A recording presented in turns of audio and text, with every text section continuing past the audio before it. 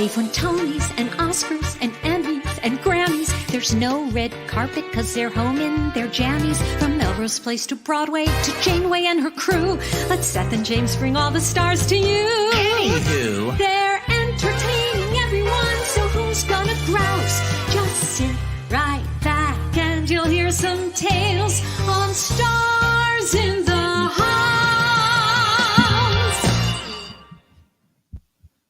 Hi, everyone. Welcome to Stars in the House. you'll notice our tropical shirts, which we'll be discussing very soon. Yes, there is still 2 feet of snow outside our door, but we're wearing tropical shirts. Why? Because we love cruises. We've been on cruises many times, and we love the Love Boat. We love the Love Boat. When the Love Boat was on, I wasn't born yet, but I watched it in reruns, and it's a wonderful show. Oh, that's not a good way to start the show. I'm just trying to age myself down, people. You got to be honest with the folks. I got a laugh from Jill. Hi, Jill. I can see you. Hi, hon. Okay, so everyone, I'm Seth Rudetsky. It's James Wesley. We are raising money for the Actors Fund. Yes. And I know there are a lot of new people watching tonight that are here, not necessarily because you're fans of Stars in the House, and maybe your first time if you're fans of the Love Boat, and you may not know what the Actors Fund is. So, James, what is the Actors Fund? The Actors Fund is a human services organization that's been around since literally like the 1860s. Yeah. That's why it's called the Actors Fund, because back then, as BB Newirth told us the other day, basically, if you ran the curtains or on stage, backstage, everyone was called an actor. So they called it the Actors Fund to help people in the business. And that's what the Actors Fund is doing now more than ever because of the pandemic across the country, on stage, backstage, TV, opera, ballet, everything, stage managers, stage hands. In front of the camera, behind the camera.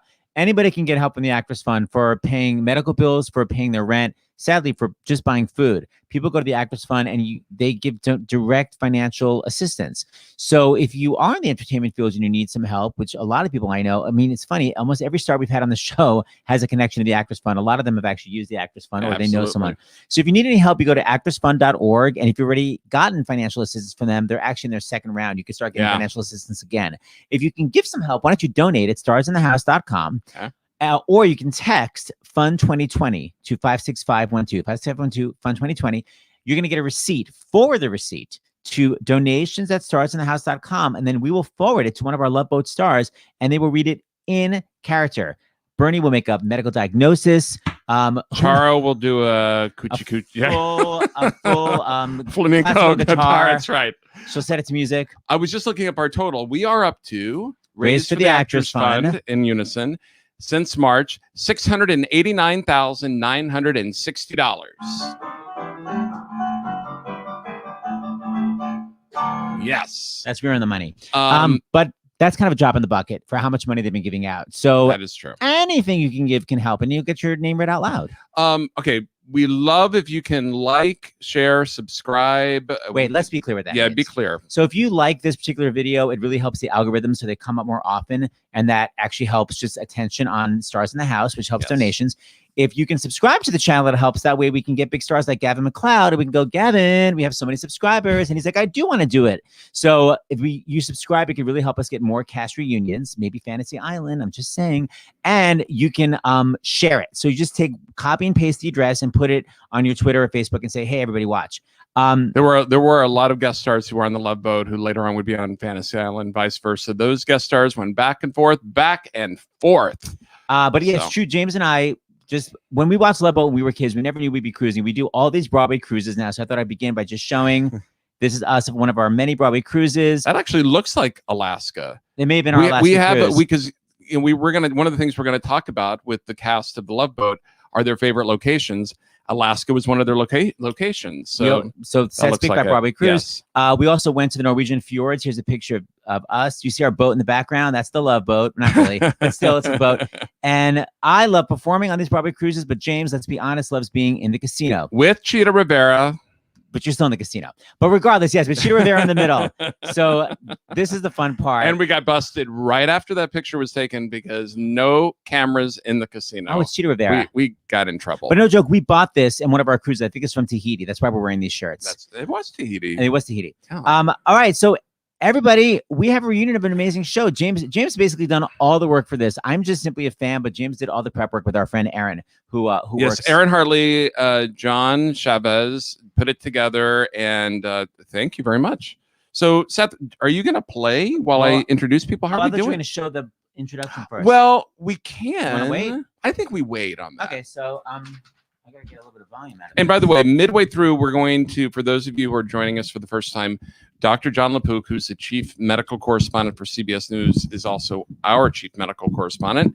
And he will be joining us midway through for a COVID break, give the cast members a chance to have a break. And if you have any questions, you can ask them. So, Seth? Oh, gosh. Pressure. Do I have enough volume? Is that loud enough? Here we go. All right. It's definitely loud for me. Sorry. It's okay. Oh, wow. Mood. Yes. All right. Let's bring on Vicki Stubing, otherwise known as Jill Whelan. Hi, Hey, Jill. guys. How are you? Good. Good. All right. Doc himself, Bernie Kopell. Hi, Bernie. Hi, Bernie. How you doing? We know his daughter. We're going to talk about her a little bit later. But we have Fred Grandy, otherwise known as Gopher. Hi, guys. Nice to see you. How you doing? Okay, you just stopped Seth dead in his That tracks. freaked me out. That scared This him. is a Gopher action figure. Emphasis on action. It's not figure. All right, we have Isaac, our favorite bartender, Ted Lange. Yay, Teddy. Good dinner. Keep going, Seth. We got our cruise director coming up, Lauren Tewes. Julie McCoy. Hi, Lauren. There she is. And last but not least, the Captain Stubing, Good to see Gavin MacLeod. Yay. What's happened? Hi. Okay, you are in full costume. Everybody else, step it up. Why is only Gavin in costume? That head is grafted to his head. Uh-oh, I think, hey, David, I think We had a Wi-Fi it problem. looked like Lauren might have been like on an iPad or something. So, David, David's going to get her. But in the meantime, we've got our other 5 cast members. First of all, we're already starting some competition. Hey, Fred, you were always my favorite on the Love Boat. Not cool. Not cool at all. That's from your daughter, Mariah. That's right. That's right. I've got friends in high places, guys. We have so many questions. We have so many fun clips. The first thing I wanted to ask was for you, Gavin. I forgot that literally the Mary Tyler Moore Show ended in 1977 and the Love Boat started in 1977. When the Mary Tyler Moore Show ended, did you already know that you were going to be doing the Love Boat? Not at all. As a matter of fact, Patty, my wife, and I decided we'll put we had a nightclub act. We put that and go out on the road. That was enough television for a while. But there were a couple of offers that came in, that was such a hot show, Mary's show. Everybody wanted us to work on other things. And there were a couple of other pilots, and I didn't like either one for my character. One was like Murray in a cowboy suit, and it was things like that. But my agent called me and said, Aaron Spelling wants you to do this thing called The Love Boat. I said, oh, I think I've heard about that. Did somebody do that once? He said, I don't know. I said, have you read it? He says, yeah. I said, so what do you think? He says, I think it sucks. You want to read it? I said, sure. So he sent it to me. Patty and I drove down. We had a place in Palm Springs. She looked at it first, and she said, Gavin, I think this is going to be a wonderful show. People are going to love, and you're the captain. So I read it, and there was one story that really touched my heart. Everything was funny, except Phil Silvers, this old Jewish guy, came on. He wanted to die at sea because all the places were taken at the cemetery in Astoria. And so he wanted to die at sea. And what happened was I wept when I read that. And I said, boy, this has really got something. And so in the meantime, I saw Aaron and Doug Kramer, Henry Coleman, and we put a deal together. And that was the beginning of it all these years. And we're still reaping the rewards of it, all of us. So, Gavin, how long were you out of work? 2 days? Exactly.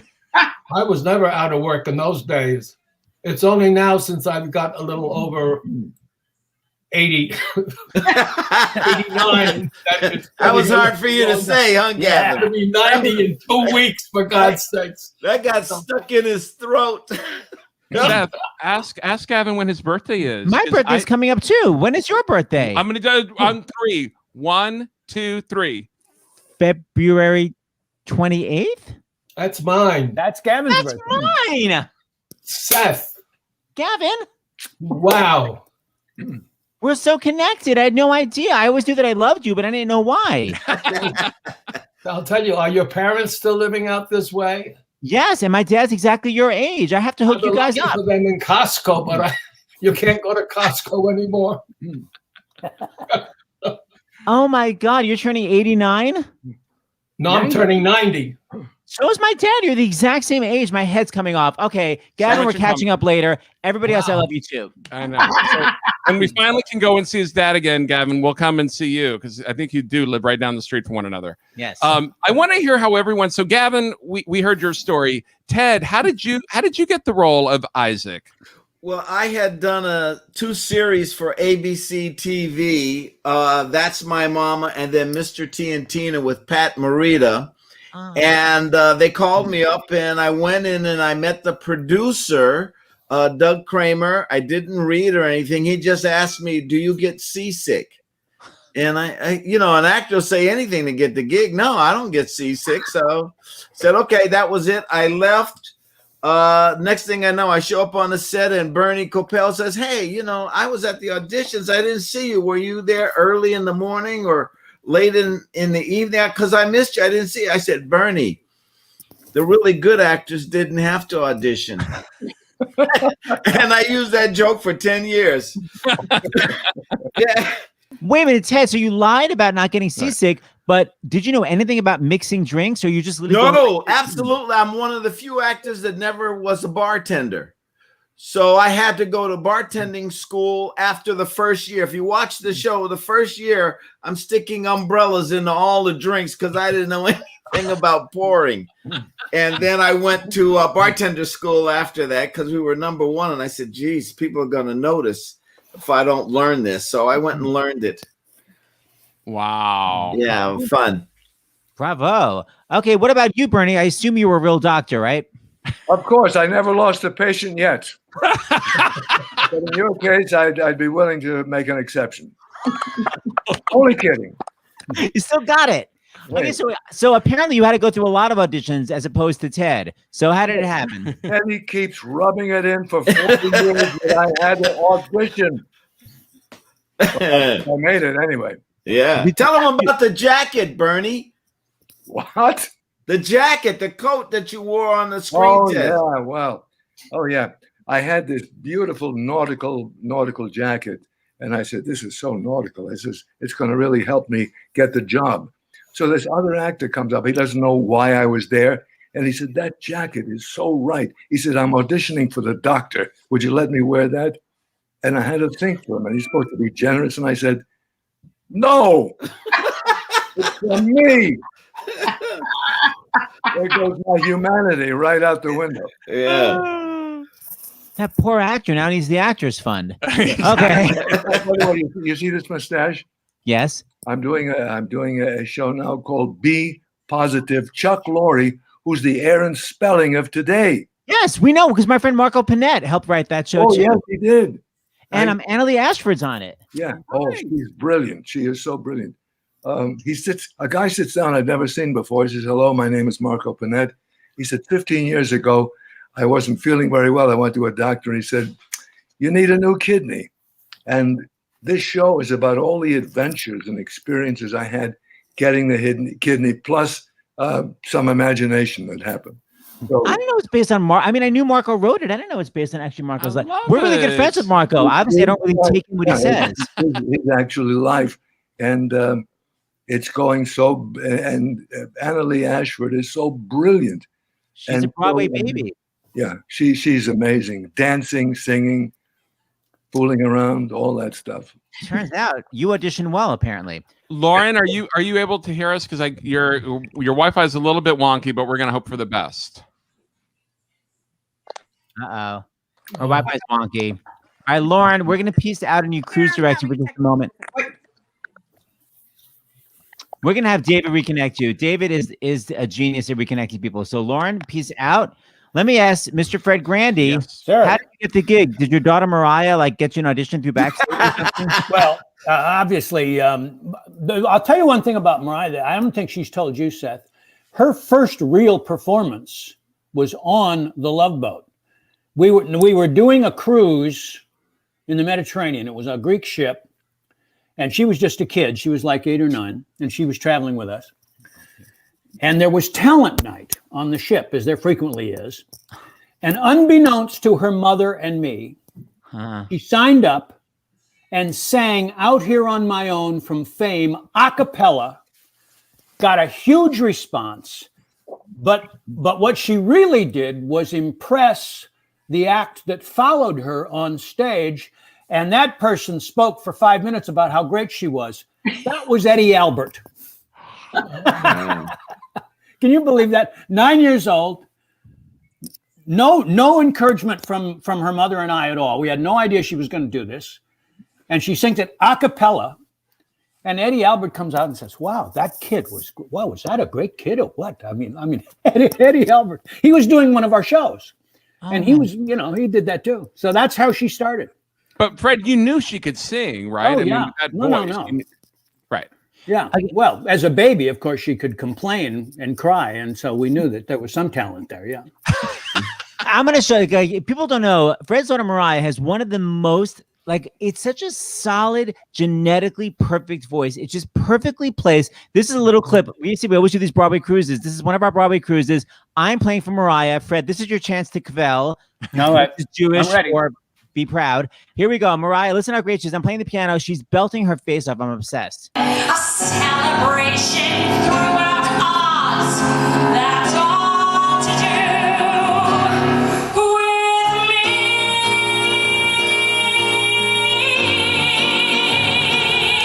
And I'll stand there with the winter, feeling things I've never felt.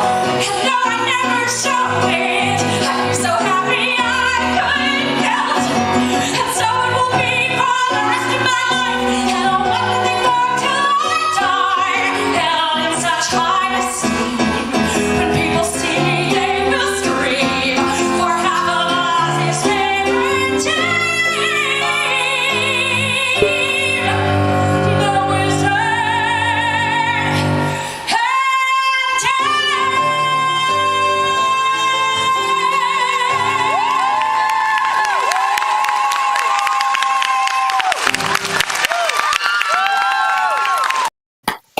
Yeah.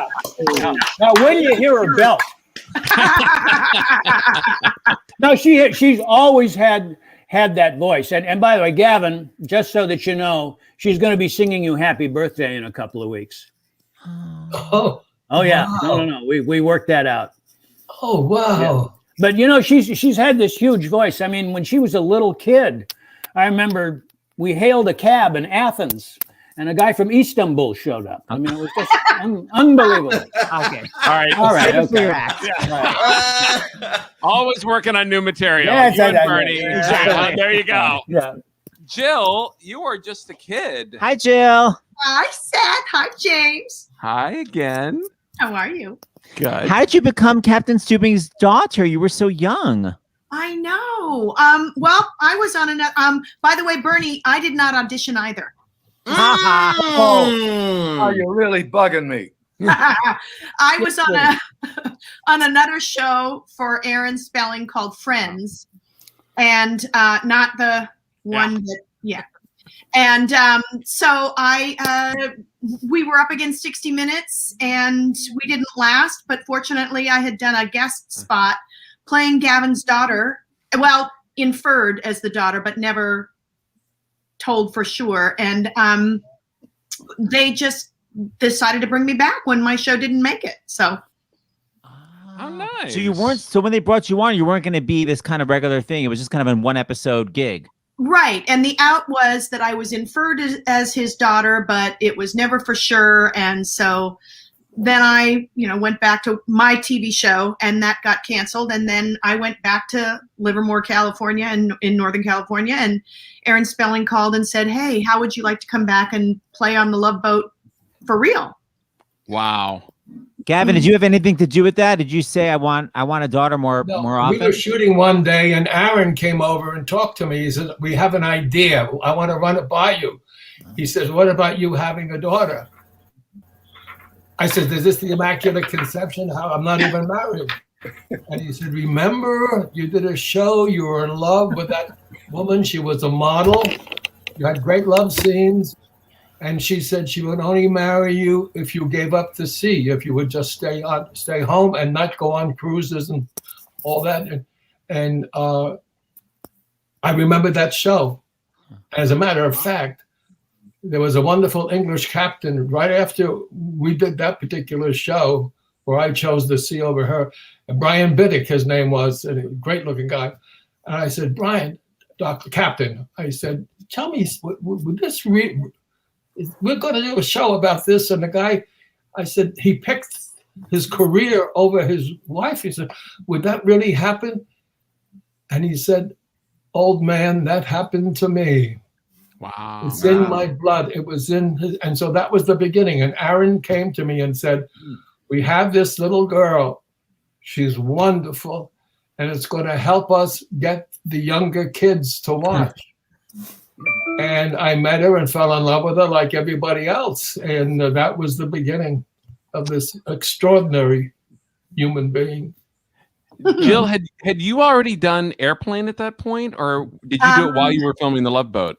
I did it right around the time that my first series happened. So it was all right at the same time. It all just kind of went boom, boom, boom, boom, boom.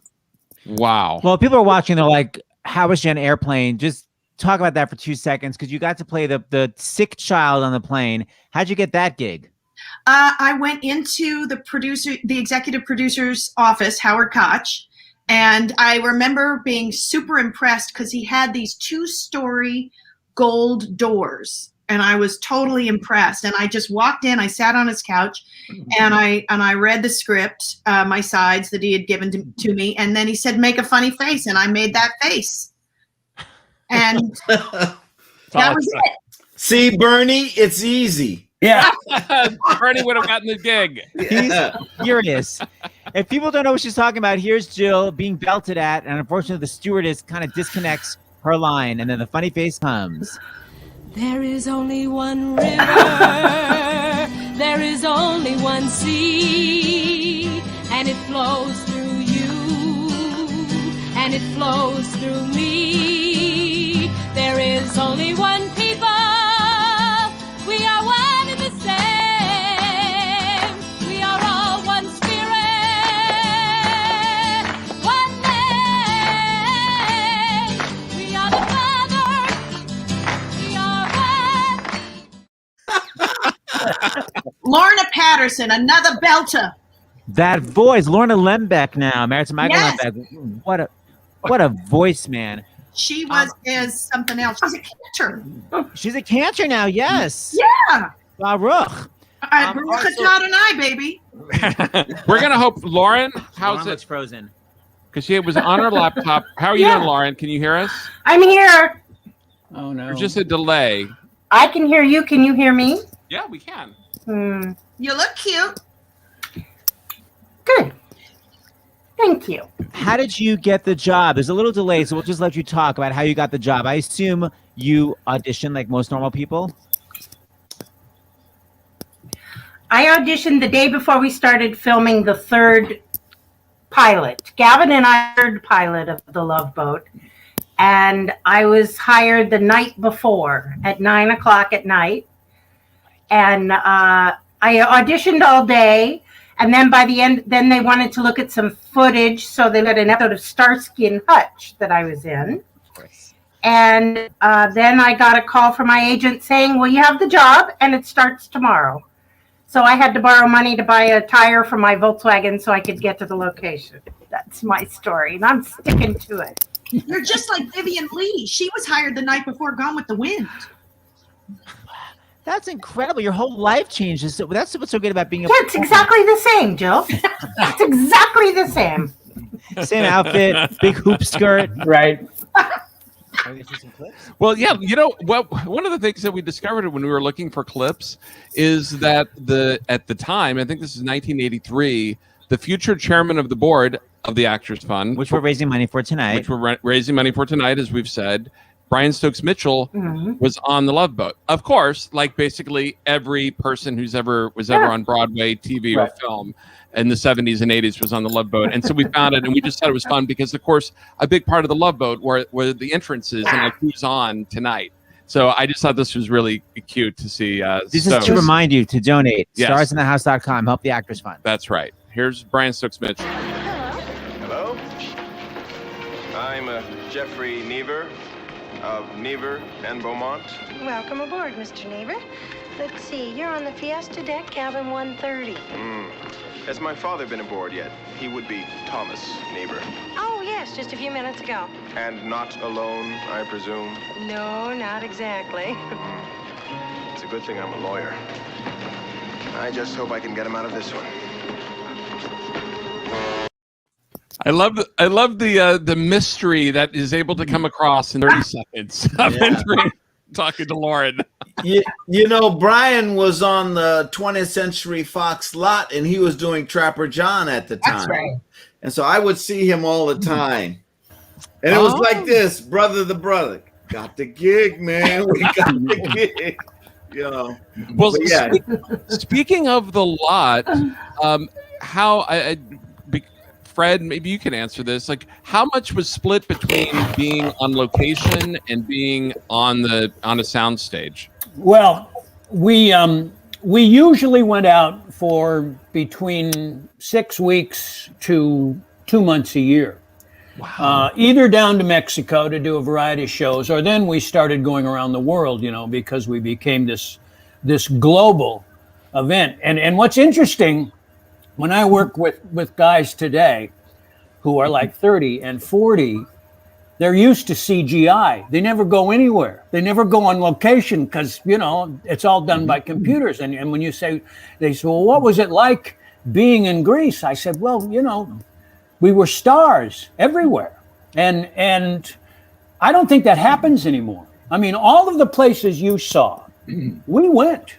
We were in Alaska 3 or 4 times. We were in the Greek Isles, as I told you.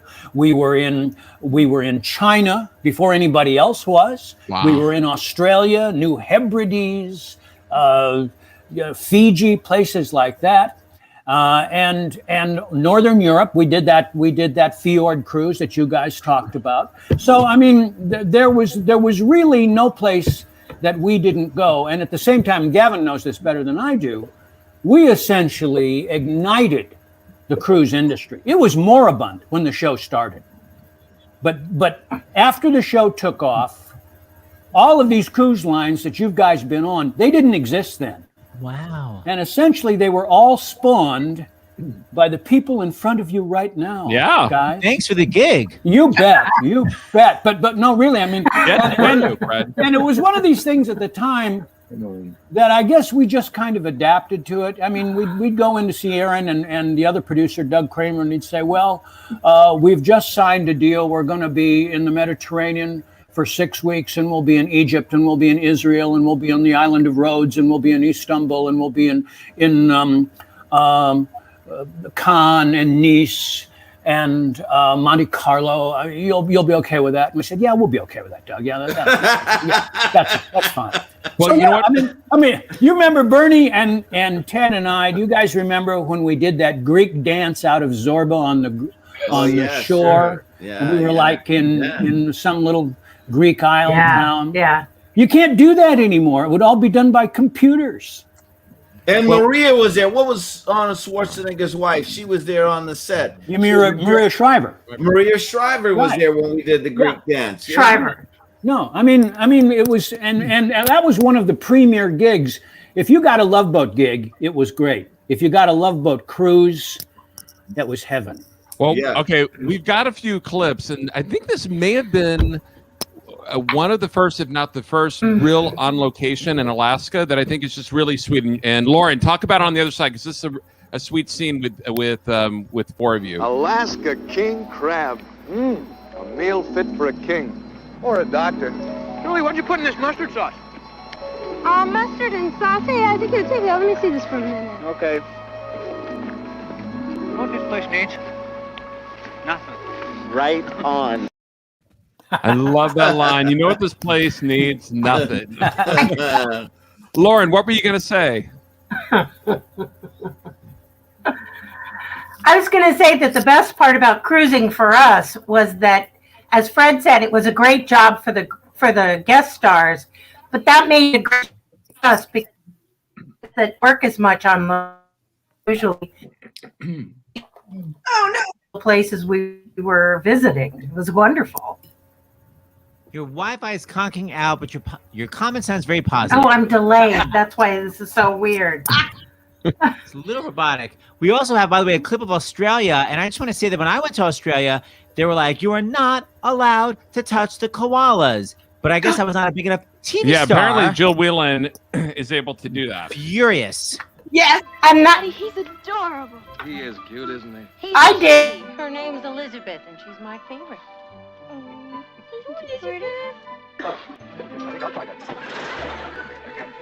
They certainly move quickly, don't they? Actually, they can hop at a speed of 40 miles an hour when they're being pursued.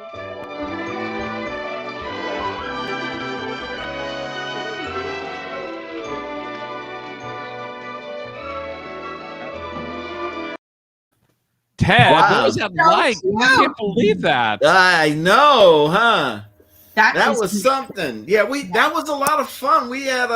I remember when we were in Australia, Fred and I went to a fancy restaurant and we ordered all of their expensive dishes, like, 4 or 5 different plates. And the waiter looked at us and said, "You can't eat all of this." I said, "Well, we're just going to taste it. When are we ever going to come back here? This is Australia." So we ordered and we just took a little bit out of each other. Yeah. It was you haven't lived till you've had fillet of wombat, guys. Yeah. We have one more clip that this is China, because I know, Gavin, you had mentioned this as one of the many foreign trips. Do you have a story about being in China? I cannot believe that. Well, I know there's a great shot of all of us walking on the Great Wall. I treasure that picture. It was just great. And I must say, I know the only thing we found difficult, Doug had a lot of Aaron Spelling's, Linda Evans was there, and John Forsythe. It goes on and on and on. And we all went out to dinner at a restaurant one night, and we looked at the food when they brought it. We almost threw up. We couldn't eat that kind of stuff. It was claws and bugs and things like you couldn't believe. Oh, the fillet of wombat is delicious. Interesting. That was special. I must say, one cool thing about China was that I was in school at the time and studying. My teachers had me study the Great Wall of China while I was sitting on it. Wow. That was. And I remember Cindy. We were shooting someplace outside. It was an external shot, and Cindy had to go to the bathroom. And she went into this lady's room. You go to the bathroom. I went to the ladies. She came out screaming, crying, and everything. We said, what happened in there? What happened? She said, "I can't even tell you." She said, "Oh, well, they don't have real toilets. They have holes in the floor, and you just have to sit there." And the only Caucasian person there, and they were all standing around looking at me, pointing. And that poor dear deserved an award for that. What kind of a life? That's a highlight. It was scary. Bernie? Yeah. What were you going to say? This stays with me. Brett and I felt that our friend Teddy was being underused. And we said, we got to sit down and write a story for Teddy. And we came up with Isaac's History Lesson, which is one of the best segments, in my opinion.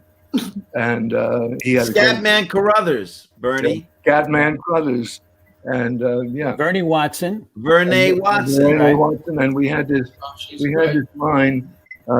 Teddy and Vernee were on the deck. It's nighttime, all the stars are shining, and she has this line that I very proudly gave her.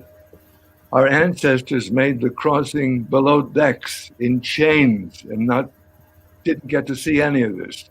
And she made a mistake when she said this. She said, our ancestors made this crossing. Hold it. They didn't go to Acapulco, made the crossing. So the one word changed the whole thing around. Of course.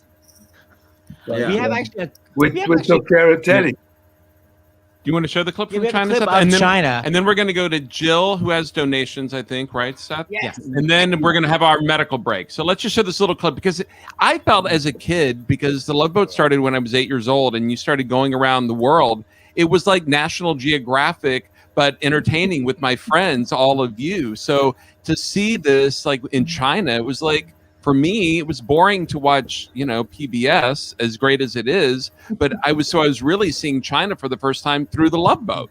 And I'm sure you've heard that many times. I'm going to show this little clip right here. This place is incredible. And that's the Washington Tea House. And that bridge, that's the Bridge of 9 Turnings, because evil spirits cannot go around corners. Isaac, I love sightseeing with you. It's like going to school. Oh, it's even better. There are no exams. Except there was for Jill. Unfortunately. Do you guys have any of the clips of us in Japan where we actually dressed up as samurais and geishas? I'm not sure you'd be allowed to see that anymore, but it's true. I mean, remember, Gavin? We were working at that Toyo studio. It was in Kyoto or somewhere, and we were literally Kyoto. all dressed up like samurai. They wouldn't allow us to do that now, but it was great fun. Yeah, I was a geisha. You were. I'm looking in my phone because I have that picture somewhere. I'll find it. Okay, so Jill, can you read the donations, and then we're going to go to Dr. Lapook. Yes, Victor from Philadelphia. Hey, Victor, $25. Yes. Peter from Pennsylvania. God, you guys are all in my old hood. $10. Thank you so much. Cynthia and the two Bills from the UK. $103. Seth and James, you're wonderful. Wow, thank you. And Trevor in LA, $25. Thank you, Trevor. Love Boat is such a warm and fun show. I held my breath to see who was guesting each episode. Me too. And look forward to spending Saturday nights with these wonderful actors. Thank you for all your continued enjoyment. Brian from Palm Springs. Brian! $515. Loves all right. Love Boat cast Brian. and supporting the actors. Hey. I think I know that, Brian. That is awesome. Aw, Man, that's so nice. Hey, Jill, FYI, Queensland is one of the 3 Australian states that allow visitors to hold a koala. They carry chlamydia. So maybe Bernie can check you out later and see. Okay. That explains a I lot. gotta tell you, going back to Japan.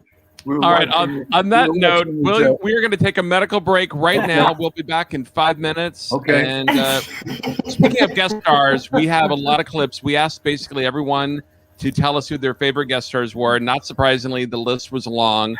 So I picked a clip, and my friend Diane picked clips for each person. Oh, great. And Ted, I think we figured out yours, even though we didn't hear from you. I think we figured it out, and you're not going to be surprised. Oh, and you'll like it. We researched. Right. We did our research. All right. So Jill, we'll see you in a little bit. Fred, hold on. Yes. Gavin, Bernie, Ted, and Lauren. Okay. Seth, you want to introduce? Yes. We always do a medical break ever since we started the show when everything shut down in March. We got up-to-minute information from Mr. Bernie Kopell, Dr. John Lapook. First, the chlamydia reference, and then I segue into the medical reference, medical segment. So I'm not going to take very much time because this is too good, and I know everybody wants to see the clips and everything else. But I will just say this is a pretty good day, right? Tony Fauci said that he thought by April or so, it would be kind of open season. There'd be enough vaccine available for people to everybody to try. A couple of months after that, maybe midsummer, before everybody would actually get vaccinated.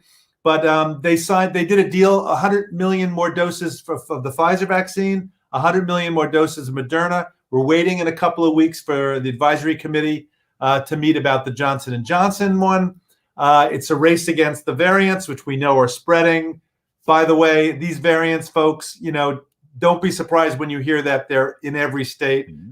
I don't think we've proven that yet, but I mean, there's nothing that's stopping them from. So don't get freaked out by the word variant. The important thing is, do the vaccines still work against them? Or like in South Africa with that variant, is that going to make the vaccines less effective? Although, as of now, still effective enough, Tony Fauci tells us. So, and two masks. Huh? 2 masks. Yes, and two masks, yeah. Again, it could be one mask that fits really well and it's an N95. You just need one of them. But I love the fact that everybody's been asking me about masks. Here is one simple thing to remember: is that cheap the surgical masks are not expensive. They really aren't. I mean, you can buy a box of 10 for I don't know, $8 or something like that. I mean, they're not expensive. They have pretty good filters, but remember, around the side, they loop around your ears, and then over here, where your cheeks are, they're loose. So when you exhale, you could get stuff escaping, right? So that's why you have the other mask over that, which is a 2 or 3 layer fabric. It could be cloth, it could be some other material that really keeps it pressed against so that it helps with the fit. The fit is so important. When 2 people wear those masks, about 95% protection from the aerosols. So I think there's a lot of good empowering news today, don't you? Yes. I'm excited about the vaccines getting more readily available because people are really beginning to freak out about a lack of vaccines. So that's great. And I guess I'll end with this. I'm noticing it. My patients are noticing it. My friends are noticing it. It's been a year. And I think we do need to acknowledge that this has been tough. And wearing the masks physically has been tough. And emotionally not being able to be with our friends and hug our friends is tough. And so I think just even acknowledging that, because there's all this news and we're moving and there's vaccines, but this still has been a horrendous year, no matter how you cut it. And I think, you guys, I've said this before, I think some of the great stuff that you've done has been to bring together the community, to keep everybody's spirits up, to keep people communicating, to bring music into lives, which there's all sorts of research about what music does for the brain. With people who have dementia, Alzheimer's, they suddenly stand up and they start singing songs from their youth. So keep it up. And I'm honored to be part of it. Thank you, Dr. LaPook. You're the best. We'll see you tomorrow, which is the fundraiser for a cancer support community, not for the Actors Fund. Yeah. And we have stars from Bold and the Beautiful. Bold and Beautiful. So it'd be some heavy making out. Which, by the way, I just realized CBS All Access, The Love Boat is on there, as well as every CBS news program that John LaPook has been on is on the CBS All Access app. So there you go. You can do both. All righty, guys. All right. Bye, John. See you tomorrow. Bye. No, it's true because I was because it's on Me TV and Pluto TV, but CBS All Access, it was great. I was able. That's how we were able to watching Love Boat, relentlessly. That's relentlessly. Reliving my childhood. Okay, so speaking of cheering up, here to have your delicious alcohol for the day to give you a little perk up. Here is our bartender, Ted. Hi, Ted. Hello, Seth. Good to see you. Yes. And then, of course, we have Mariah's father, who goes by Fred. Yeah. Mariah's dad is enough for me. Yeah, okay, good enough. Yeah. Then we have an actual doctor, Bernie Kopell, instead of that hack LaPook. I did perform a splenectomy. What's that? It's when a rib goes into the spleen, and it's a very bloody operation. But on our show, we didn't show any blood. No. Not Grey's Anatomy. Keep it that way here. Fantasy, not a documentary. I can't. And here we have the lovely child from the Love Boat, Miss Jill. Hi. Hello. And then, of course, we have our cruise director, Lauren. Hi, Lauren. Hello. I get my second shot tomorrow. Oh, yeah. Oh, great. Brava. And then we have the big macher, as we say, the captain, Gavin MacLeod. Oops.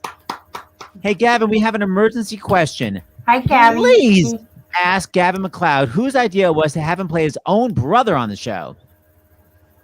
Actually, There were two brothers. We had one brother, and it was very successful. They said, let's do another one.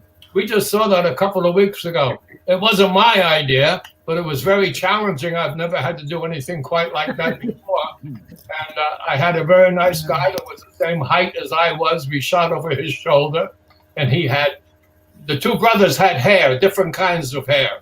And it was kind of a very exciting week. It was very, very different. To look at somebody was supposed to be yourself, and you went. So it was an actor's challenge, and we had a lot of fun doing it. Yeah, it was just on a few weeks ago. Oh, it's so Patty Duke of you. So I want to go. Who was on the show multiple times? Of course. Sure. I want to go to each person, and because we have these clips regarding guest stars, because what I was realizing when I was watching the shows again is I feel like The Love Boat was the only show probably ever on television that had the guest stars first, because the guest stars were so important to the show. And I realized that this is just the beginning. Before the regular cast. Cast. Thanks, Seth. Yeah, it was like before and not after, like you see any TV show. And I realized that was part of the excitement of like, it was the fun as an audience member to see the regular gang, the gang that's every week, but then like, who's going to be on this week? So this is one, because we're going to show it a little bit later on, because Gavin said it was one of his favorite episodes with the Follies. So we picked this to be the first 30 seconds, just to remind people, if you haven't seen it in a while, what the beginning of the show would be like, beginning with guest star.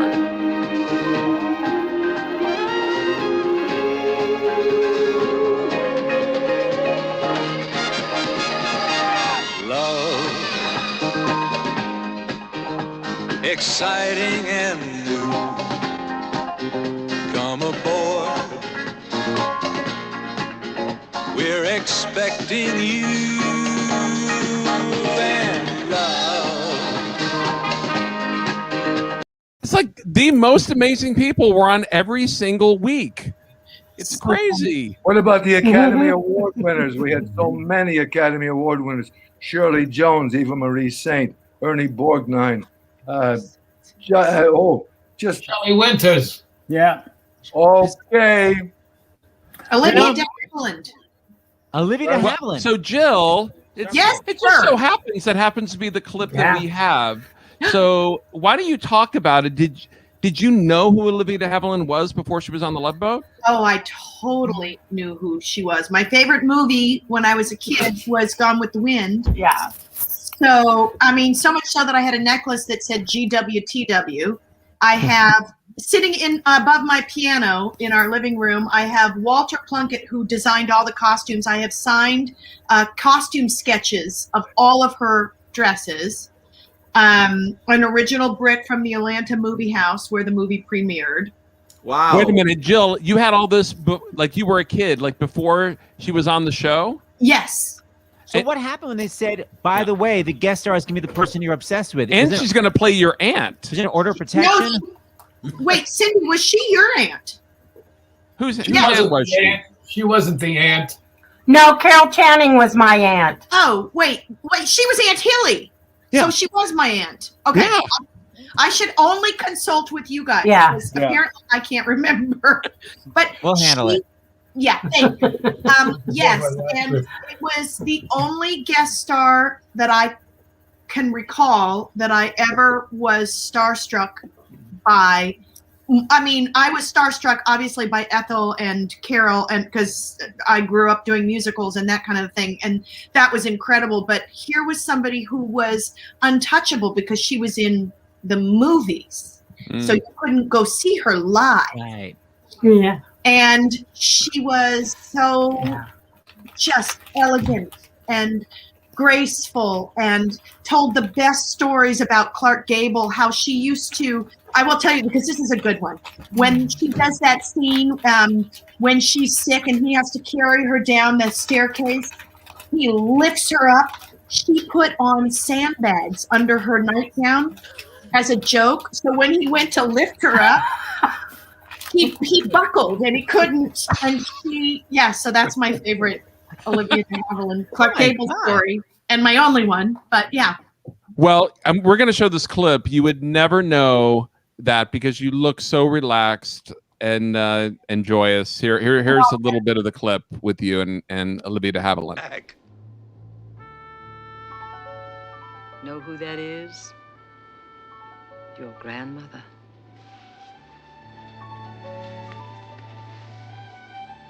You know, there's a family resemblance between you two. You really think so? I want you to have it. Oh, no, I couldn't. I insist.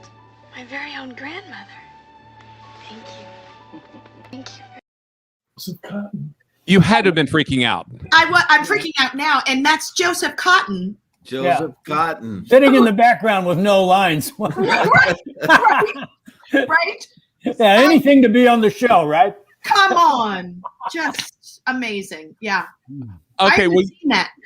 You mentioned Ethel Merman, Fred Grandy. Okay, so Olivia de Havilland is Jill Whelan's aunt that she doesn't remember, but was her aunt.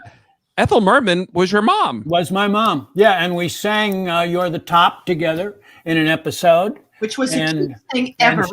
And you guys know that Bob Cummings was my father. Robert Cummings. Remember him? Love that Bob. You know? So, yeah. No, and Ethel got to know Mariah very well. Yeah, Mariah told me that she went into the dressing room and Ethel immediately said, "Call me Grandma." She did. That's an absolute story, and Mariah has never forgotten that. And Ethel and I became friends. I mean, I would call her from time to time, even when she got sick, you know, at the end. But she was the theater, and she was down to earth. I mean, everybody loved her. And dirty jokes. Oh God! I mean, yeah. Oh, she knew more dirty jokes than any vaudeville actor. I mean, you know, I don't know if you ran that clip of her and Carol Channing. You know those two were not the best of friends. Oh, we have the more of a clip. We'll talk about that in a second. Because there's a little story that goes with that when they were doing that show together. Okay, so that's coming up. But Fred, we have it's just really fun because again, the entrances were so much of the Love Boat charm, and so this is you introducing her to Captain Stubing, your mom. The train stops in Minsk for dinner. But the borscht will turn the cat's tongue blue. So good to see you, Mom. You look great. Thank you. Oh, Mom, listen, I want you to meet my boss, Captain Merrill Stubing. He's our captain. That's why they call me Captain Stubing. It's a pleasure to meet you. Nice to see you. Thank you. Where's Dad? Wow. God, that was fun those days. She was the easiest person to work with. So much easier than Bernie. I mean, it's just no scenes at all. I can relate to that. She was amazing. She was amazing. We were pen pals too. What'd you say, Jill? We were pen pals. You and Ethel Merman? Yep.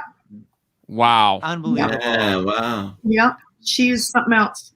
So Ted, the research that I did was that I don't know if she was your favorite, but I'm going to bet she was Diane Carroll. Oh, baby. My first screen kiss was Diane Carroll, and I kissed her about 15 times before she realized I was messing up on purpose. You mean, Ted, you mean this?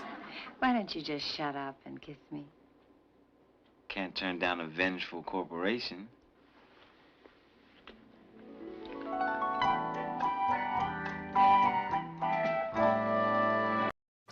Wow. Yeah, love that. Hubba. She was a sweetheart. She was really an elegant, just a wonderful lady.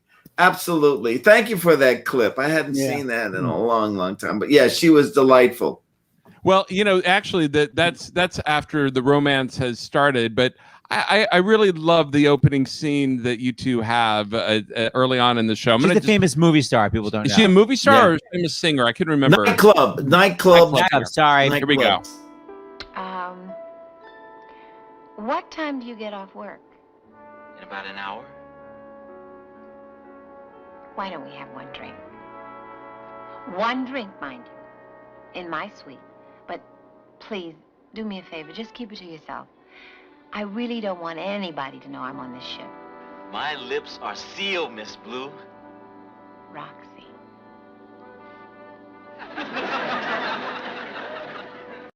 Great choice.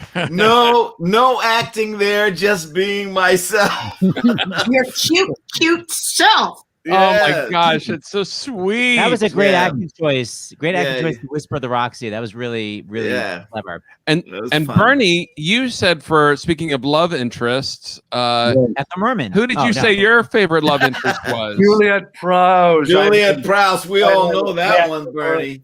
Yeah, Forever. people And don't I know got Juliet this Prowse. script about my ex. Oh, look at those legs, mamma mia!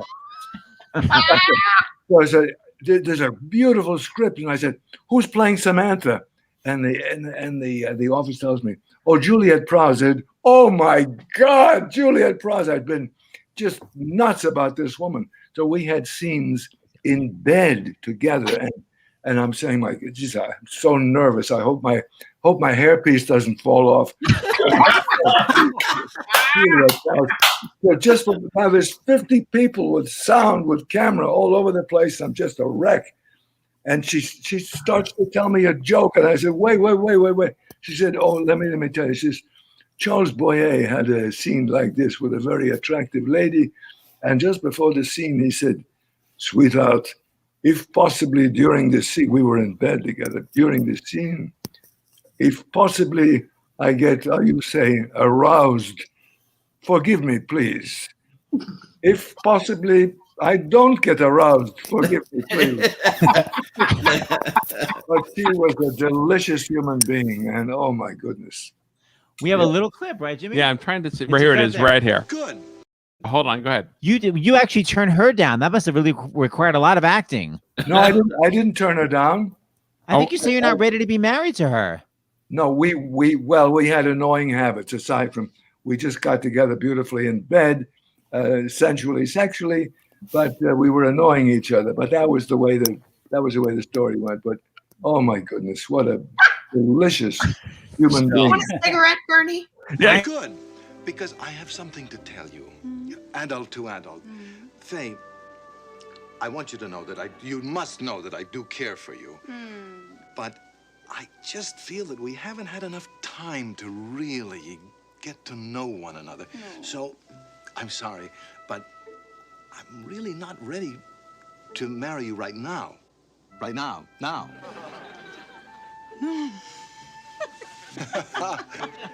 I don't think I heard you right.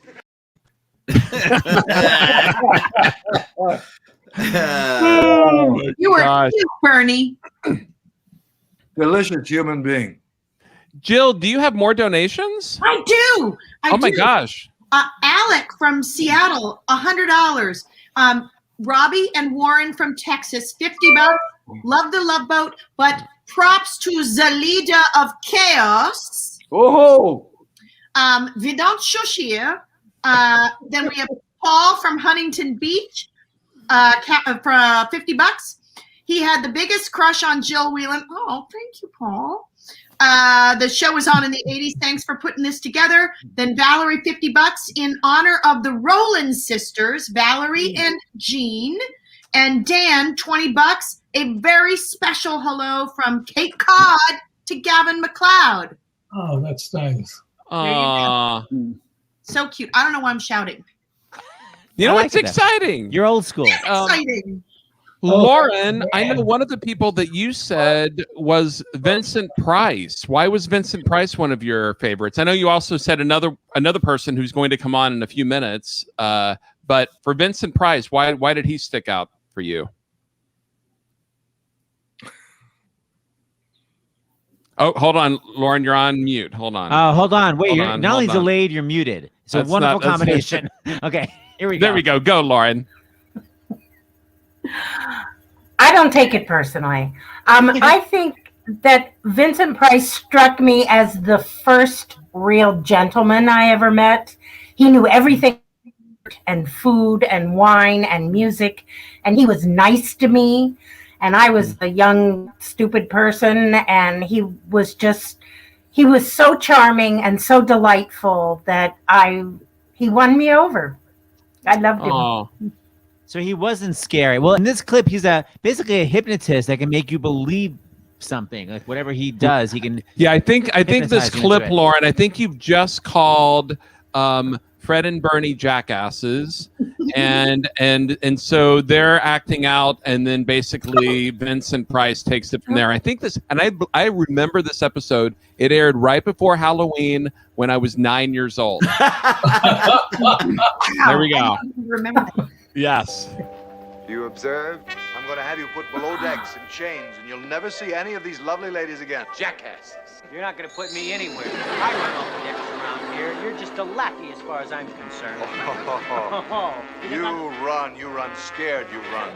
Donkeys on my ship? Hell, what happened to Doc and Gopher? Oh, sir, I always told you they had it in them. You get the feeling people are staring at us? It's me. When you've got it, you've got it.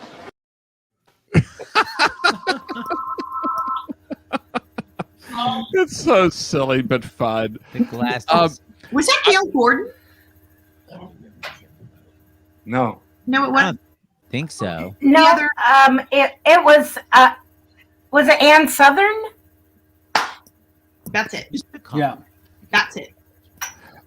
So Gavin, of course, when we asked you who your favorite guest star was, it wasn't that hard for you to say Patty MacLeod, as you should. Oh, she was so cute. I remember we went to Cindy's wedding, and we sat in the church, and in front of us, Aaron and his wife, Candy, sat. And he turns around and he says, Patty, I've got a great part for you next week. Wow, I never even thought about that. And she did well. She played opposite Jim, what's his name? He was Bacchus. Jim Bacchus. Jim Bacchus, Mr. Magoo.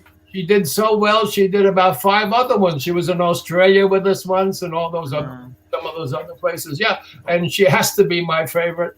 But I have to tell you, Marion Ross did put me away, because I married her in the last one of our episodes of The Love Boat of the whole series before we started those big specials.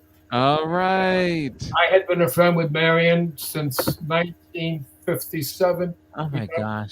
We did a Walter Winchell thing together for Dizzy, and then we did Operation Petticoat together, and then she went on to have a wonderful career with Mrs. Cunningham. Yeah, Happy Days. Yeah, and they came to me one day on the Love Boat, and they said, we're thinking about having a permanent love interest for you. I said, it's about time. And they said, I had a list of all these big movie stars. So I said, who I would really like?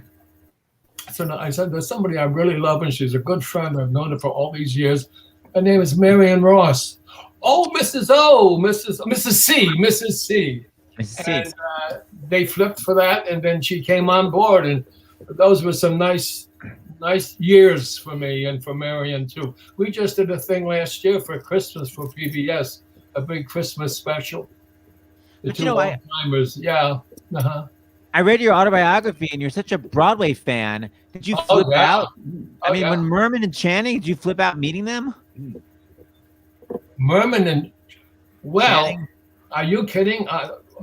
Carol Channing. Carol used to live until she died about 1.5 years ago, and that was some kind of a week. Kay Ballard died, she died, and Pat Boone's wife died. It was a bad week for us, but that's what happens down here in this beautiful area. You just get ready, and so I forget what I was even talking about. I was thinking, did you flip out when you met Ethel Merman and Carol Channing and Ann Miller? I met Ethel. Are you kidding me? When I was doing, Bernie will remember this, when I was doing McHale's Navy, I was driving to work one morning, and Bob Crane was on. He said, "You're not going to believe this." I would always listen to Crane going to work. And he said, Ethel Merman is engaged to Ernie Borgnine. They're going to get married. I couldn't believe it. He starts screaming with laughter. He says, I have one thing to ask. He says, who's going to have the pick of the litter? So I went to work and I said, Ernie, he said, yeah, Ethel and I are going to get married. And that gets back to the first time I ever met her in person, when Tim Conway and our wives went up they had a party, and Ethel was there with Ernie. and he says, "Oh, Ethel, Gavin's going to be our ring bearer." That was news to me. I'll never forget that night because Tim Conway was very funny to know.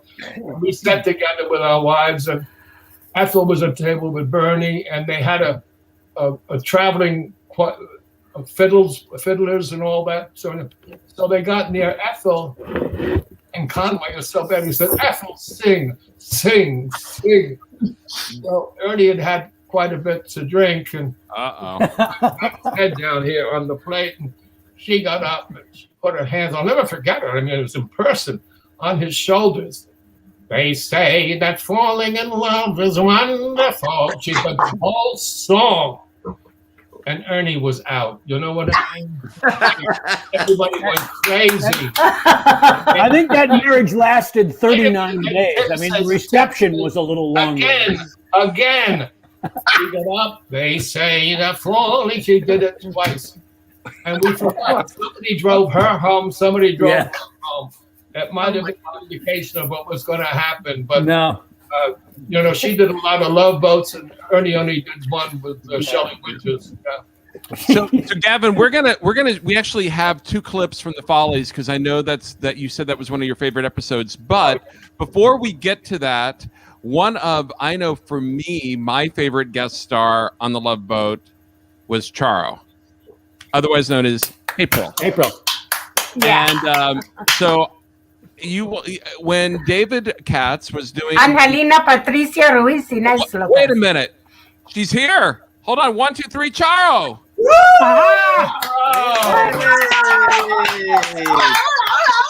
Hola, amiga. Hola. Hola. Hola. Cuchi, cuchi. Wait. Still got it. My favorite show. Hola, Soy muy bien. Hola, Ted. Hola, Fred. Hola, Bernie. Hola, Charo. Hola, Gavin. Hola, Lauren. Hola, Jill. Cuchi. The best show in the world. My favorite show. And I'm very happy to hear your stories because they are very interesting and people like to know really what the hell was happening between him and God. I'm very impressed. Anyway, my English is much. Since the Love Boat that I swear I sound now like if I come from Mississippi.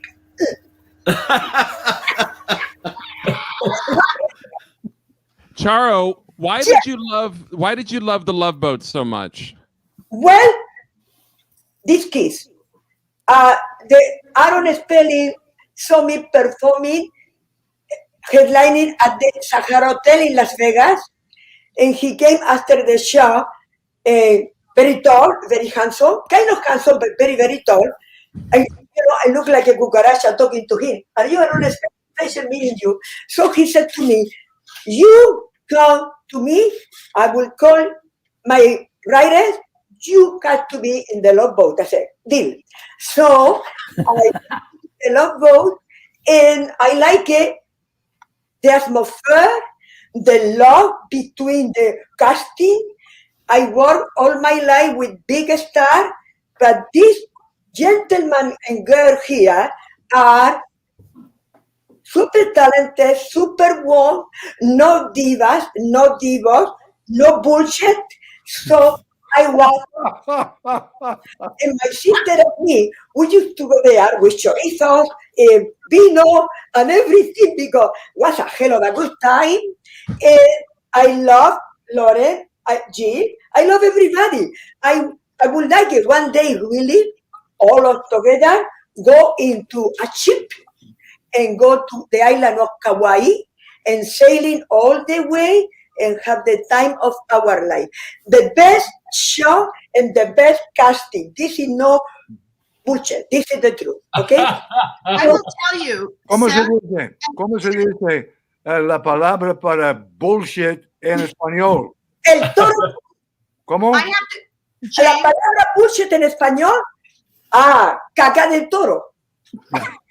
Charo, just so that you know, Charo has Are taught they all us frozen? every dirty word in Spanish. That was one of her great gifts to all of us. We could insult every single waiter along the entire Baja Coast. Charo would go to Vegas and she would perform until what, Charo? Till 2, 3 in the morning. Then she would get on a plane, come back to LA, go straight to 20th Century Fox Studios where we were shooting at the time for a 7 a.m. call, and she was pregnant. No. That was before I get pregnant. But you still did it 7 a.m. after a whole show. Yeah, that's before I get pregnant. I used to finish the second shot at the Sahara, go into a plane, keep the stage makeup out, put right there to the studio and do the shot, and I enjoy very much. But at the end of the Love Boat, maybe in 1980, I get pregnant. And then they came, Aaron Spelling and the whole Kiro Kapuro came to the house and said, well, how pregnant you look. And I said, don't worry, my sister is going to dress me. I'm going to look like a watermelon with high heels. So that I was pregnant from here to here. Probably they thought that I was having an affair with Gavin the captain, I don't know. But I had a beautiful child. And I wrote a song with my guitar about butterflies flying high. I would like it very much that we really reunited all together and live like a family like we are. And you do, Seth and James host. Very good host. You hosting the whole thing very good. Oh, thank you, Charo. Thank you. Have you guys heard her play the guitar? You know she's one of the premier guitarists. You know what? I would like it to play the guitar for all of you. I would like it to make it a sangria and everybody have a good drink, because Aaron Spelling, rest in peace, was the Rolls Royce of the producer. He gave so many opportunities to so many people with talent, and he had to be respectful ever and ever. I compare Aaron Spelling with Walt Disney in that category.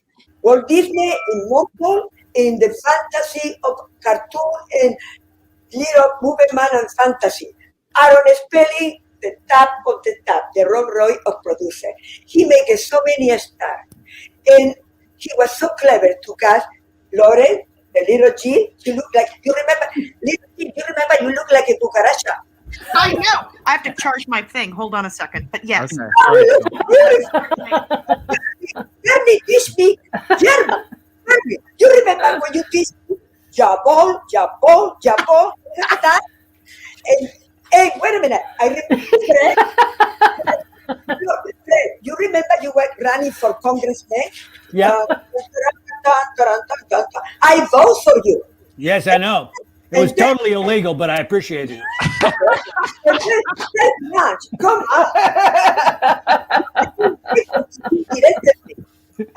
I love you all, okay? I really, they're my family. We love you too, Charo. Charo, we found this. Y Carmencita también. Claro, Carmencita, mi hermana. Okay, mira, Jane. I know you were in so many episodes as April, but I really love this one. I think this episode is where maybe someone will remember that April was going to sing, and then she thought she was being replaced by another singer, and it's this really sweet scene of you at the pool, and we'll talk about. And they tell tell you to side. Basically pursue what you love. Yeah, to pursue your dreams. It's really sweet, and your acting, Charo, is so great. You're so great. Everyone is. I love it. We like what we do. It's just we made a commitment to our careers, and that's what gets us through the rough spots. Sure. That's why we put up with all the little things that bother us. I think I understand what you try to tell me. I gotta do what I have to do and do what I don't want to do, so I can do what I really want to do, right? Right. I couldn't. Life advice from Charo. That was when my coach. ¡Qué joven! I love every moment of the show. I love every moment. All of you are in my heart. Let's raise a lot of money. Let's really, what you're doing is so much beautiful for everybody that we are now lack in our home, and we need entertainment. And this is very interesting that it's not the anti-action. This is the real all of you. And I was having a very good time, and I thank you very much that you invite me. And let me say in Spanish to ask to people that donated more money, okay? I speak Castilian, okay. Hola amigos, estáis mirando los verdaderos estrellas del Love Boat y es un acto de caridad tremendo. Por favor, cojan el teléfono, llamen a Jill y donen lo que puedan, porque este dinero va a ser muy bien empleado. Muchas gracias a todos. You want to know what the hell I was talking about? Yes. Go. Hi, amigos. Hola, amigos. You watching the money. The star of the Love Boat, where they donating their time and their talent, need your help. Donate a little bit money, whatever you get, because we look into the right hand. Really, very beautiful show. Thank you. Thank you so much. Oh, that is so great. So we have another surprise guest, or another guest here who came on the show with his father, and he made a guest appearance with his father. But he's most well known for the Love Boat because he sang the theme song, Mr. Jack Jones. All right. Hey, hi, Jack. Hi, Jack. I've been looking forward to this, and I'm so thrilled to be with you guys, and because it's been such a long time, and I'm auditioning my new show. It's called Microphone Envy, and it sure is. I don't have to ask you how you are, because I've been watching. I've been just loving this. This is wonderful. Jack, how did you get the job to be? People don't realize, but back in the 60s, 70s, 80s, TV theme songs were like amazing. They were 3 minutes long. They became basically hit songs. Nowadays, like, you don't get anything. How did you get that coveted gig? Charlie Fox and Paul Williams, who wrote the song, called me. I had no idea why they did, but they asked me if I would sing the theme to Love Boat, and I said, unfortunately, I said, gosh, I'm very, very happy to do that. I will if you want me to, but I don't know who's going to watch a show about a cruise ship.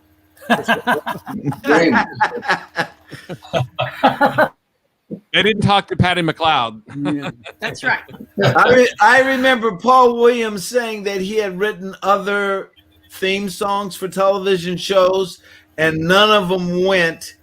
And then he did the theme for our show, and that was the first big hit. Yeah. Wow. Paul Williams. So it was I didn't know that. Yeah. Paul Williams was a guest star on the Love Boat too. And then he did a guest star shot. Yeah. Sure. You mean this? Yeah. Look at that. Oh, Jack Jones. With Jack, and he's appearing with his father. Ellen.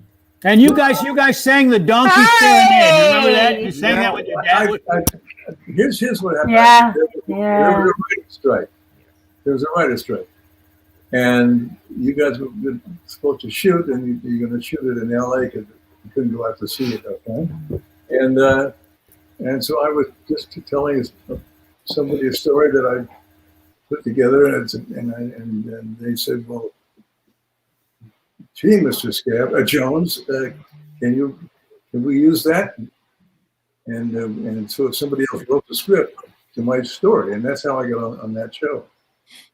Well, we actually have a little bit of the clip that you sent us some of when you and your dad were on. Let's just show a little bit right here. So it's so cool. Just a second. What? Because they're too close, right? Oh, there are two. No. There's a song in the air, but the fair senorita doesn't seem to care for the song in the air. So I sing to the mule. If you're sure she won't think I'm but a fool serenading on you. What a great voice! My God, you guys sound, both of you, so talented. Dorothy L'Amour. Did you see that? Yeah, that's right. L'Amour. Wow. Thank you, Ted. Yeah. That's right. Yeah. Jack, do you have donations? Go ahead. Do you have donations to read into that microphone of yours? I think David sent you donations. In a Or maybe- text. You can't hear anything? No. We can hear. Do Oh. you have donations on your phone? That's what David just texted us. Jack. I'm sorry. Do Wait, I are have we crazy? No, maybe not. Jill. That's okay. You know what? Maybe. Oh, actually, That said may be Jill. our mistake. Okay. Okay. Yeah, I take it back. Well, So Jack, you had a little special surprise for Gavin. Do you what is the little surprise? Jack, here's your phone. But it's not. Oh, it's on the phone. Oh, hold on. We're looking at it. Thank you, What Ms. do you want Jones. it for? Oh, The donations were texted to you to read out loud. Read your text. Receive the donation to the text. With a text. Hold on. Hi, Eleanor. Hi. Sorry, I'm not. Nora, show Jack what the donations are. Lenore, you want to show him where the donations are? On the text. Show him the text. It's going your text. Okay. Hi. In the meantime, this is Remember our... when we were all young? Look at that baby. You know what? Stupid software update is taking over. Oh no, it's a Well, you know software what? update. David, you want to send it to Jill? I'll do it. David, send it to Joe. Yeah. Software update. Don't worry about it, forget Jack. David, Send them just to me. I'll Jill. read them. Anyway, it wasn't a surprise. I did it for Gavin when he got a star on the Walk of Fame down here in the desert. And so I was one of the speakers. So I wrote this for him. Okay. Did you hear me? Yeah, hit it. Yeah, don't get too excited. Stars galore on the ground, and today a new king is crowned. A man we all have enjoyed, a true star, not an asteroid. It's Gavin, a great actor and very hip. The captain, unassuming, not full of shit. From puddles of sand dunes to Murray with MTM. And so our lives are enriched. We toast a man who has never bitched. It's love. For Gavin MacLeod, it's love. I said it too high. No, you sound amazing. And then he rewarded me with this cherry said for the rest of my life. Oh, Captain He saved it. And you know, this is really a pleasure because I've always wanted to come into your homes and see how you decorate it. Yeah. Finally. Yeah. So. Well, thank you so much, Jack, for dropping by. And I think we have one more clip. It's actually I should have set it up differently. It's at the very beginning because you don't even know. I think that your father is on board. I love the acting. Where is it, Seth? On here. You guys just won't talk. Yeah. Oh, you know what? I don't see it. No. Oh, we have the cast intro. Okay, well, this will be from the intro. From the Soon we'll be making another run. The Love Boat promises something for everyone. Set a course for adventure, your mind on a new romance. And love won't hurt anymore. It's an open smile on a friendly shore. It's love. Welcome aboard. It's love. Yeah. Right. Thank you, Jack Jones. Thank you, Jack. Thank you for having me. Golden voice. Yes. Oh my gosh. This has been so much fun. We're gonna wrap up here in a minute, but like I said, we wanted we have the Follies. So we our heart is in Broadway. Seth's our dog is acting up, Our so dog Seth's is gonna. whining. I was gonna say about that. Oh, baby. So our heart is in Broadway. So in this clip, we've got Ethel Merman, followed by Carol Channing, followed by Ann Miller, followed by Della Reese. Wow. So I mean, all in a day's work. Yeah. Give us a story or two before we show them. I don't even know where to begin with questions about them. Well, I mean, if this may be telling tales out of school, but as I said, Ethel and Carol were not fast friends, and there was a certain rivalry. And we used to shoot on 2 sound stages at Hollywood General Studio. And one day we were all working on one set, and Ethel and Carol were rehearsing a song on the other set. Sound stages, right? Soundproof. Well, apparently they got into it because Carol Channing thought Ethel was wadding up pieces of tissue and sneaking them into her purse. So she accused Ethel of that. Ethel denied it, and they went back and forth until Ethel finally ended the conversation by saying, "Oh, shut your hole." Well, soundstage, right? We had to stop shooting because we could hear that. People on the set of Hawaii Five-0 said, "What the hell was that?" I mean, This is Ethel Merman. This was Ethel Merman telling Carol Channing to shut your hole. And it was, they had to stop traffic on Hollywood Boulevard. Fred, do you remember when they couldn't find Carol one day? Yes. Jim Wetherill, our first AD, couldn't find Carol, and they're looking for her everywhere. And there weren't that many places for her to be. On the lot, they have these little dressing rooms called honey wagons, for anybody who doesn't know. Right. And there's these little dressing rooms that are in like this trailer situation. Looks like a big long bus. Finally, they found Carol. It was too hot in her honey wagon, so she was lying underneath the honey wagon on the asphalt in the shade. Oh, wow. Yeah. All Anyway, right, well, they were great together.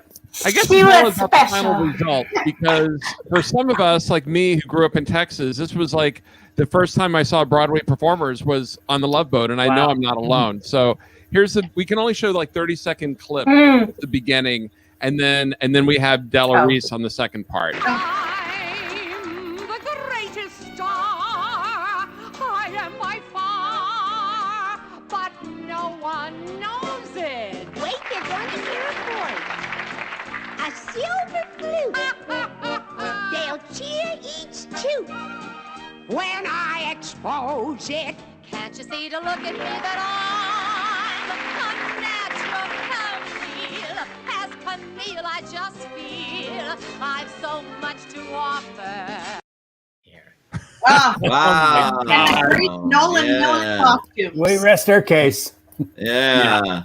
And here's Della Reese coming in, making her entrance. I'm a great big clump of talent. Laugh, honey, they're gonna bend in half. Did you hear the one about the traveling salesman? 1,000 laughs. Stick around for the jokes. 1,000 faces. I reiterate, when you're gifted, then you're gifted. These are facts, I've got no axe to grind. Hey, what are they like? In all of the world so far, I'm the greatest star. How amazing. All right. Yeah. Come on. All Good right. memories. Good All right. memories. Yeah. Wow. Jill, you have the donations that Jack was going to read. Do you want to read them before we wrap Let up me see here? if I have them. Okay. Hold on a minute. We've already done these. The Oh, I last. don't know. David, did you? Maybe he didn't send them. Actually, No. David. Okay, maybe he'll send them to you next, or find out. I got them. Wait, Oh, you no. got 'em. Okay, good. No, those are the same, David. Those are the same ones. Alec from Seattle, $100. The people who love chaos. So there must be newer ones. Okay, so while he's looking for that, we found. I got them. You got them. You want me to do them? Go for it. Okay. $41 from the Love Boat Recaps crew on Facebook. We're having a watch party. That's awesome. Cool. Peggy from Florida. $50. Peggy, Thanks for the years of Love Boat. Till we can cruise again. Yes. Oh my goodness, there's so many. Then we have Steve from Florida, $206. Thank you for bringing laughter into my life for the past 40 years, from a 19-inch console to our 80-inch flat screen, Fort Lauderdale. The cruising capital of the world needs more Love Boat. Yes. Mark from Massachusetts, $103. Gavin MacLeod entertained me every Saturday from 1970 to 1986. Wow. Both of these iconic shows showed that the definition of family can expand beyond a nuclear family, something I needed very much at that time. Then we have Kristen from New Jersey, $50. Thank you, Kristen. Thank you to Seth and James for putting together this amazing Love Boat reunion. Erica in Woodbridge, Virginia, $100. I grew up on the Love Boat. Yay! And happy to donate what I would have paid for a Broadway show ticket. Yay! Wow. Cheryl from Pennsylvania, $50. Thank you, everyone, for a wonderful evening of memories. This was a must-see TV at our house when I was young. Y'all look great. Thank you, Cheryl. Bert from Madison, Wisconsin, $25. So many wonderful Saturday nights. Yay, Bert! Yeah, and I know people are still donating. Meryl, we want to thank you. I know you just donated. Yay. I feel like we have to, because we've talked about Ethel Merman so much. There's this one last clip that we want to show. Oh, before we show the clip, because some of you sent us things that you're working on right now. I don't want to forget that. Oh yeah, well we before have positive, but also I want to mention everything. Where is it? From, So Listen, sent you I'm what? doing Satchmo at the Waldorf. It's a one-man show that I directed for AmericanStage.org, O-R-G. It stars L. Peter Callender, and he is brilliant as Satchmo. So it starts on February 19th, and it goes to the 28th. So just what do you call it? Streaming on AmericanStage.org. Please watch. Yes. Okay. And Lauren, what is this right here? I'm starring in a radio series, like the old-fashioned radio series, but this is the first one written with women as the leads.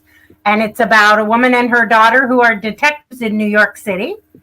And it's called Murder in the Murdochs, Imagination Theater. So you listen to it on YouTube, I think. If you just look for imaginetheater.com, you'll find a lot of radio dramas. It's a lot of fun. We just recorded one this morning.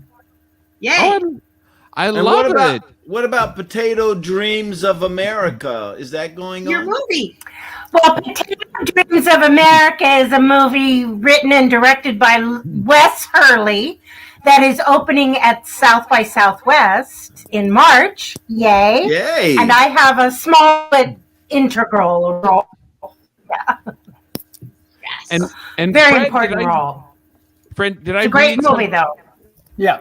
Fred, did I read that you were working with Hunter Foster? Well, actually, Teddy and I And and Ted. Hunter are working together to develop a producing group that is going to be trying to it's okay. put together live shows for regional theaters once the pandemic lifts. And so Ted and I have worked at a place called the Red House Theater in Syracuse where Hunter has worked. And I'm not Rappaport. yeah, well, we did. We were supposed to do I'm Not Rappaport together this year and do a tour, but of course, nobody's doing that. But we are putting together this group and are very excited to look for shows to help theaters get going again once they can allow people into the theater. I love that. Regional theaters are so important. That's great. Absolutely, absolutely imperative. Okay, so the last thing, speaking of your mom on the show, Ethel Merman, I love this clip. This is a great clip. I don't hear from you anymore. This is the first time I've heard from you since the last time. Where are you? 45 seconds. South Pacific. Oh, I love that show. Because my favorite was Annie Get Your Gun. No, Mom, don't sing, please. There's a no business like show business, like no business I know. Come on. Yeah, she was like in the dressing room, too. Wow, what a legacy, man. Well, thank you all so much. This was such a fun show. If you told me as a kid I'd be talking to all of you when I'm an adult, I wouldn't have believed it. So thank you all for bringing me and so many others joy. Thank you for having us. Thank you. Our pleasure. Hey, you guys. Yes. Before we go, if anybody wants to see, I wrote and produced a pilot called Take It From the Top, which is a story about a child star who grew up and lost all of her money, married a wealthy guy who died and left her nothing but a strip club in downtown LA. Downtown. Downtown. And I wrote it with my writing partner, Leah Mangum, and Ted Lange is our director. We just wrote cameos. Yay. Bernie's been in it. Everybody has a cameo, and it's on YouTube. So go to Take It From the Top, Jill Whelan, and you can see our original episode and our ones in COVID. Oh my gosh, wow. that's so great, Jill. I'm so glad you said that. And Ann Hampton Calloway did our theme song.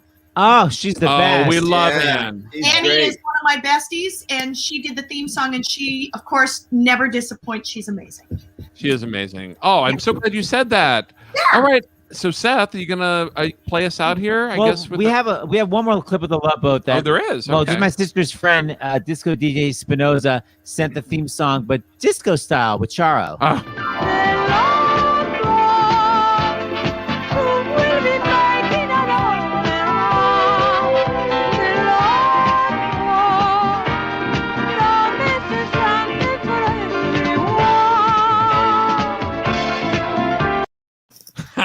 Yes. Come on.